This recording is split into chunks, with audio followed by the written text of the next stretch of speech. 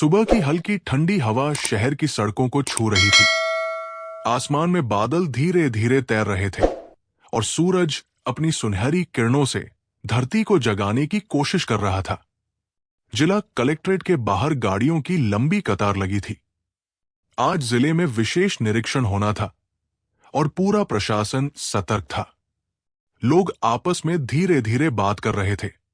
नई collector madam बहुत सख्त है। सुना है किसी की गलती नहीं छोड़ती।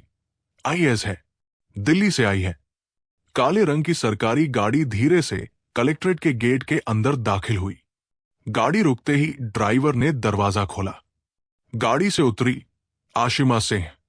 सफेद साड़ी, कंधे पर हल्का नीला दुपट्टा, आंखों में आत्मविश्वास और चेहरे पर गंभीर शांति। 5 साल पहले की वही लड़की, लेकिन अब पूरी तरह बदल चुकी थी। आज वो सिर्फ एक औरत नहीं थी, वो जिले की आईएएस अधिकारी थी। लेकिन उसके दिल के अंदर कहीं एक पुराना जख्म अब भी जिंदा था, जिसे उसने दुनिया से छुपा रखा था। 5 साल पहले आशिमा एक साधारण हंसमुख लड़की थी।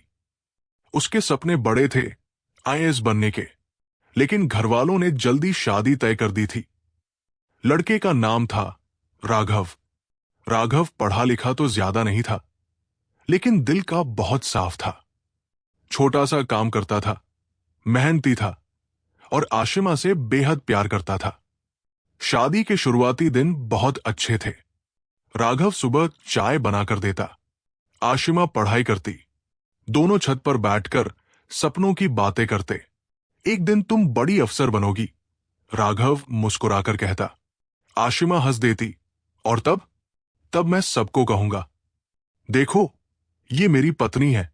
उनकी दुनिया छोटी थी, लेकिन खुशियों से भरी हुई। लेकिन खुशियां ज्यादा दिन टिक नहीं पाई। समस्या तब शुरू हुई जब समाज और रिश्तेदार बीच में आने लगे। आईएएस बनने वाली लड़की मजदूर के घर में क्या करेगी? राघव उसकी बराबरी नहीं कर पाएगा। लड़की आगे निकल जाएगी। धीरे धीरे बातें जहर बनकर रिश्ते में उतरने लगी। आशिमा पढ़ाई में व्यस्त रहती, राघव काम के लिए दिन भर बाहर रहता। एक दिन आशिमा के पिता घर आए। उन्होंने राघव को ताना मारा, मेरी बेटी अफसर बनेगी और तुम मजदूरी। राघव चुप रहा।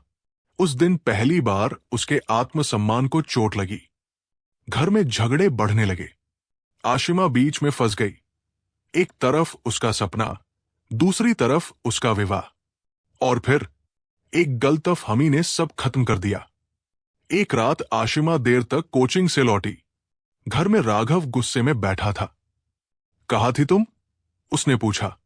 पढ़ाई कर रही थी, आशिमा ने थके हुए स्वर में कहा।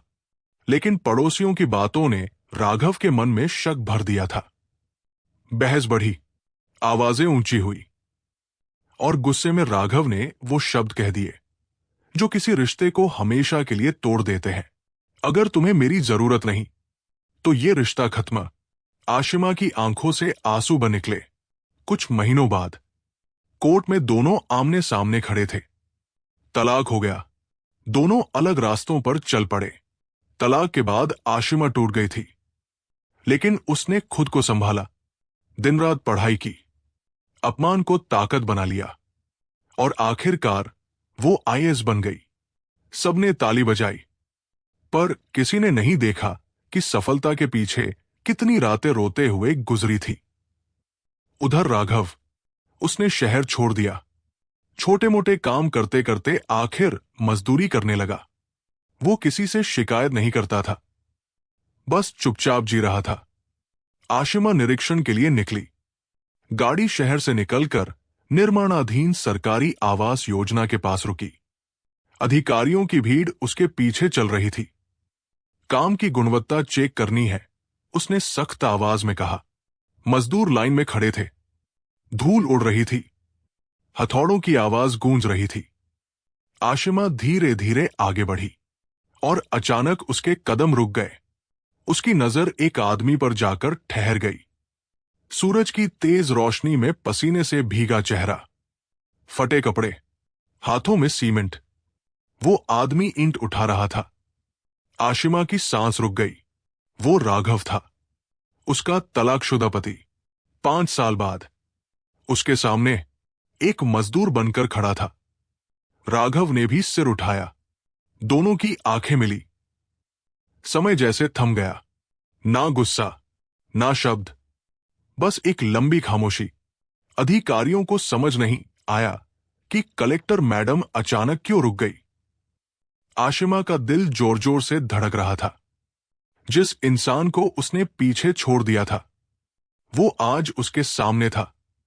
और तभी एक ठेकेदार दौड़ता हुआ आया और मजदूरों पर चिल्लाने लगा, जल्दी काम करो वरना पैसे काट लूंगा। उसने राघव को धक्का दे दिया। आशिमा की आंखों में अचानक गुस्सा भर गया। उसने तेज आवाज में कहा, रुकिए। पूरा निर्माण स्थल शांत हो गया। सबकी नजरें आईएएस मैडम पर टिक गई। लेकिन किसी को नहीं पता था, अगले कुछ मिनटों में जो होने वाला था वो सिर्फ एक निरीक्षण नहीं, बल्कि 5 साल पुराने रिश्ते की सबसे बड़ी परीक्षा बनने वाला था। निर्माण स्थल पर अचानक सन्नाटा छा गया था। आईएएस अधिकारी आशिमा सिंह की आवाज इतनी सख्त थी कि ठेकेदार के हाथ वहीं रुक गए। मजदूर भी काम छोड़कर खड़े हो गए। किसी को समझ नहीं आ रहा था कि आखिर हुआ क्या है। आशिमा की नजर अब भी राघव पर टिकी हुई थी।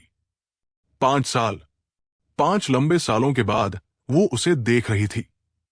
लेकिन ये वही राघव नहीं था जिसे वह छोड़कर गई थी। पहले उसके चेहरे पर मासूम मुस्कान रहती थी, आंखों में सपने होते थे। आज चेहरा धूप से झुलसा हुआ था, हाथों की नसें उभरी हुई थी और आंखों में थकान की गहरी परत थी। राघव ने धीरे से नजर झुका ली, जैसे वो पहचानने से बचना चाहता हो। इस मजदूर को किसने धक्का दिया? आशिमा की आवाज फिर गूंजी। ठेकेदार हकलाने लगा, मैडम। काम धीमा चल रहा था, इसलिए। किसी को हाथ लगाने का अधिकार किसने दिया आपको? आशिमा ने सख्ती से कहा। अधिकारी तुरंत नोट्स लेने लगे। ठेकेदार डर गया। सॉरी मैडम, गलती हो गई। आशिमा कुछ पल चुप रही। उसके अंदर अजीब तूफान चल रहा था। वो चाहती तो बस आगे बढ़ जाती, जैसे कुछ हुआ ही नहीं। लेकिन दिल मान नहीं रहा था। उसने धीमी आवाज में कहा, उस मजदूर को इधर बुलाइए। राघव के कदम भारी हो गए। वो धीरे धीरे आगे आया। दोनों आमने सामने खड़े थे। पास खड़े अधिकारियों को लगा ये सिर्फ एक सामान्य पूछताछ है, लेकिन दोनों के लिए ये पल जिंदगी का सबसे कठिन सामना था। आशिमा ने औपचारिक स्वर में पूछा, नाम? राघव कुछ पल चुप रहा, फिर बोला, राघव। राघव शर्मा। आवाज वही थी, लेकिन उसमें अब थकान थी। आशिमा की उंगलियां हल्के से कांप गई। कब से काम कर रहे हो यहां? 3 महीने से। उसने एक बार भी उसकी आंखों में नहीं देखा, जैसे वो दूरी बनाए रखना चाहता हो। आशिमा को अचानक याद आया, यही आदमी कभी उसकी किताबें उठाकर कहता था, तुम पढ़ो, बाकी सब मैं संभाल लूंगा। उसकी आंखें भर आई, लेकिन उसने खुद को संभाल लिया। अचानक पीछे खड़े एक मजदूर ने धीरे से कहा, मैडम, ये सबसे मेहनती आदमी है यहां, लेकिन ठेकेदार पैसे काट लेता है। आशिमा तुरंत चौकन्नी हो गई। क्या मतलब? मजदूर डर गया, लेकिन बोल पड़ा, ओवरटाइम का पैसा नहीं मिलता और चोट लगने पर इलाज भी खुद कराते हैं। आशिमा का चेहरा सख्त हो गया। रिकॉर्ड लाओ। उसने अधिकारी को आदेश दिया। फाइलें मंगवाई गई। जांच शुरू हुई। कुछ ही मिनटों में सच सामने आ गया। मजदूरों का शोषण हो रहा था। आशिमा ने ठेकेदार की ओर देखा। आपके खिलाफ एफआईआर दर्ज होगी। पूरा माहौल हिल गया। ठेकेदार घुटनों पर आ गया, मैडम माफ कर दीजिए। लेकिन आशिमा की आंखों में अब सिर्फ अधिकारी नहीं, बल्कि इंसान बोल रहा था। कानून सबके लिए बराबर है। जांच के दौरान आशिमा ने कई बार राघव की तरफ देखा, लेकिन वो चुपचाप खड़ा रहा। ना शिकायत, ना उम्मीद, जैसे उसे आदत हो चुकी हो सब सहने की। निरीक्षण खत्म होने के बाद आशिमा गाड़ी की तरफ बढ़ी। अचानक उसने कदम रोक दिए। राघव, रुको। पहली बार उसने उसका नाम लिया। राघव ठिठक गया। बाकी लोग दूर हट गए। अब वहां सिर्फ दो लोग थे, एक आईएएस अधिकारी और उसका अतीत। कुछ पल दोनों चुप रहे। आखिर आशिमा बोली, कैसे हो? साधारण सवाल था, लेकिन आवाज कांप रही थी। राघव हल्का सा मुस्कुराया। अच्छा हूं मैडम। उसने जानबूझकर मैडम कहा। यह शब्द आशिमा के दिल में चुभ गया। मैडम मत कहो, उसके होठों तक आया, लेकिन वो बोल नहीं पाई। राघव ने धीरे से कहा, आप बहुत आगे निकल गई। अच्छा लगा देखकर। आशिमा ने पहली बार उसकी आंखों में देखा। वहां कोई शिकायत नहीं थी, बस अपनापन दबा हुआ था।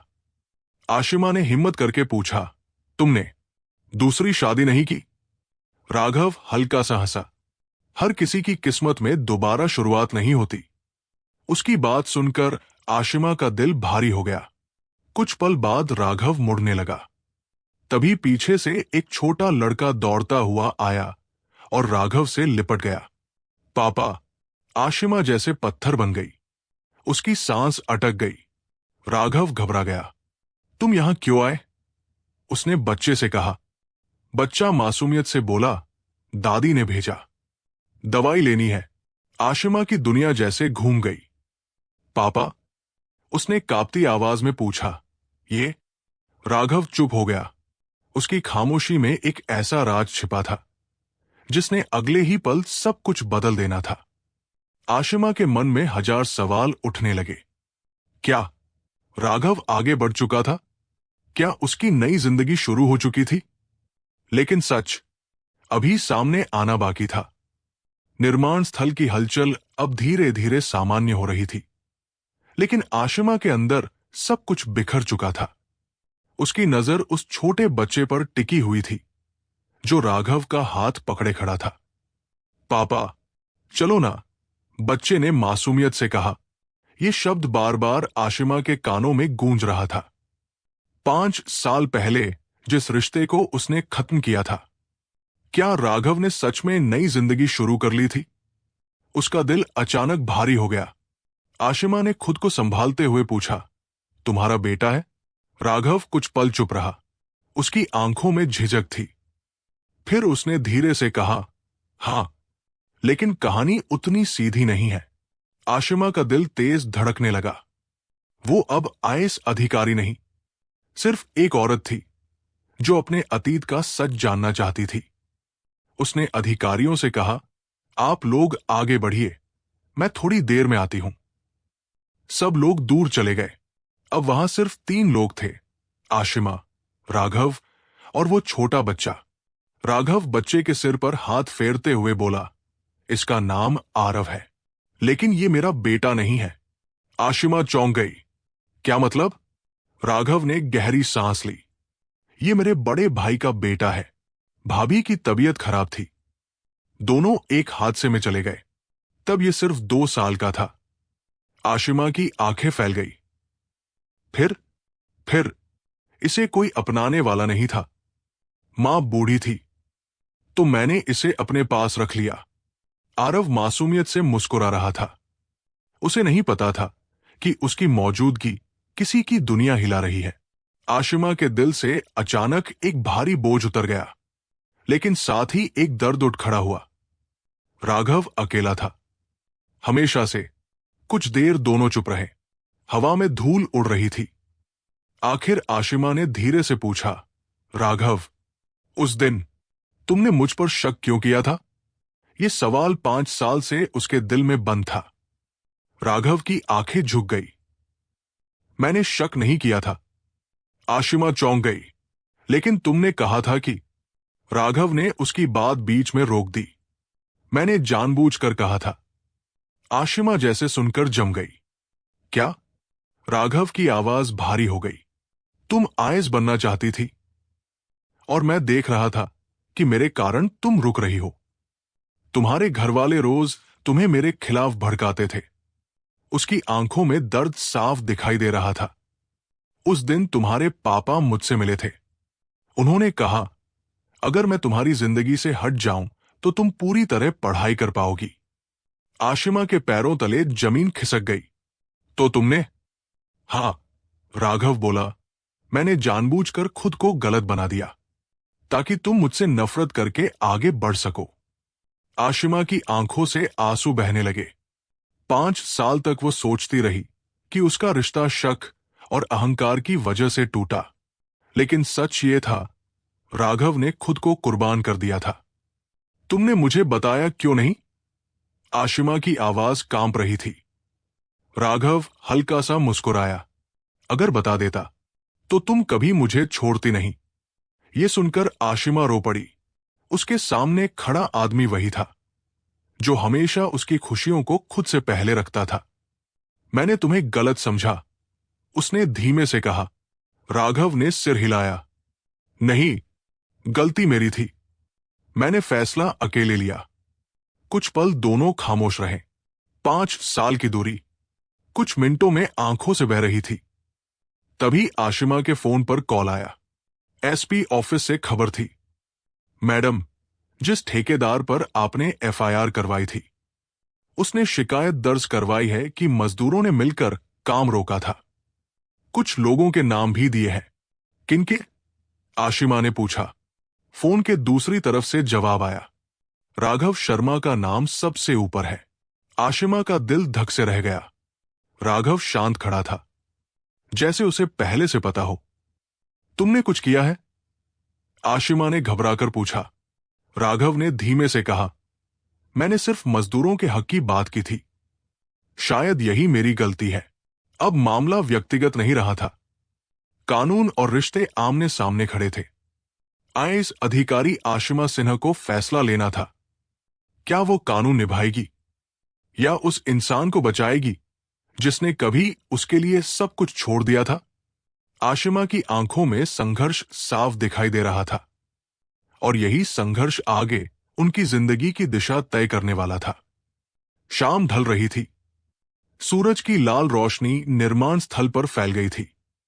मजदूर धीरे धीरे अपने घर लौट रहे थे, लेकिन आशिमा की जिंदगी का सबसे कठिन दिन अभी खत्म नहीं हुआ था। उसकी गाड़ी कलेक्ट्रेट की ओर बढ़ रही थी, पर उसका मन वही अटका था, राघव के पास। फोन पर मिली खबर बार बार उसके दिमाग में गूंज रही थी। एफआईआर में राघव का नाम। अब मामला सिर्फ अतीत का नहीं था, अब यह कानून और भावनाओं के बीच की लड़ाई थी। ऑफिस पहुंचते ही एसपी और बाकी अधिकारी मीटिंग रूम में इंतजार कर रहे थे। मैडम, ठेकेदार ने लिखित शिकायत दी है, एसपी ने फाइल आगे बढ़ाते हुए कहा। आशिमा ने फाइल खोली। उसमें लिखा था, मजदूरों ने काम रोका, धमकी दी और ठेकेदार को नुकसान पहुंचाया। मुख्य आरोपी राघव शर्मा। आशिमा की उंगलियां हल्के से कांप गई। वो जानती थी ये झूठ है, लेकिन आईएएस अधिकारी होने के नाते वो बिना जांच के फैसला नहीं ले सकती थी। उसने खुद को संभाला। पूरी जांच होगी, किसी निर्दोष को सजा नहीं मिलेगी, उसने सख्त आवाज में कहा। अगले दिन आशिमा खुद फिर निर्माण स्थल पहुंची। इस बार बिना किसी औपचारिक सूचना के उसने मजदूरों से अलग अलग बात की। धीरे धीरे सच सामने आने लगा। ठेकेदार महीनों से मजदूरों का पैसा रोक रहा था। राघव ने सिर्फ इतना कहा था, जब तक मजदूरी नहीं मिलेगी काम बंद रहेगा। कोई हिंसा नहीं हुई थी, कोई धमकी नहीं दी गई थी, यह सिर्फ हक की आवाज थी। ठेकेदार ने बदला लेने के लिए एफआईआर करवाई थी।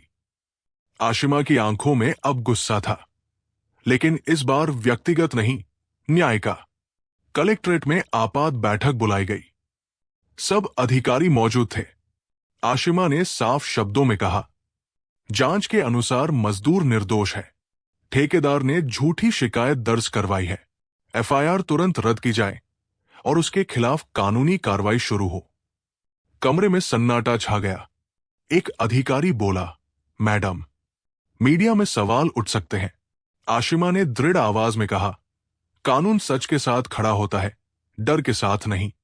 आदेश जारी हो गया। राघव आजाद था। उस शाम आशिमा अकेले राघव के घर पहुंची। छोटा सा किराए का कमरा, दीवारों पर पुराना पंखा, कोने में पढ़ाई की किताबें आरव की। राघव दरवाजा खोलकर हैरान रह गया। आप यहां? आज पहली बार आशिमा मुस्कुराई। मैडम नहीं, सिर्फ आशिमा। दोनों कुछ पल चुप रहे। फिर आशिमा बोली, एफआईआर खत्म हो गई है, तुम निर्दोष हो। राघव ने राहत की सांस ली, लेकिन उसकी आंखों में खुशी से ज्यादा शांति थी। धन्यवाद, उसने धीरे से कहा। आशिमा की आंखें नम हो गई। राघव, 5 साल पहले तुमने मेरे लिए खुद को गलत बना दिया और मैं समझ भी नहीं पाई। राघव शांत स्वर में बोला, जो होना था हो गया। तुम आज जहां हो वही मेरी जीत है। यह सुनकर आशिमा टूट गई। लेकिन मेरी हार भी तो है। मैंने तुम्हें खो दिया। कमरे में खामोशी फैल गई। आरव अंदर खेल रहा था। जीवन आगे बढ़ चुका था, लेकिन भावनाएं वही खड़ी थी। कुछ देर बाद आशिमा ने धीमे से कहा, क्या हम फिर से दोस्त बन सकते हैं? राघव ने उसकी ओर देखा। उसकी आंखों में अब कोई शिकायत नहीं थी, बस अपनापन था। रिश्ते खत्म हो सकते हैं, लेकिन सम्मान नहीं, उसने मुस्कुराकर कहा।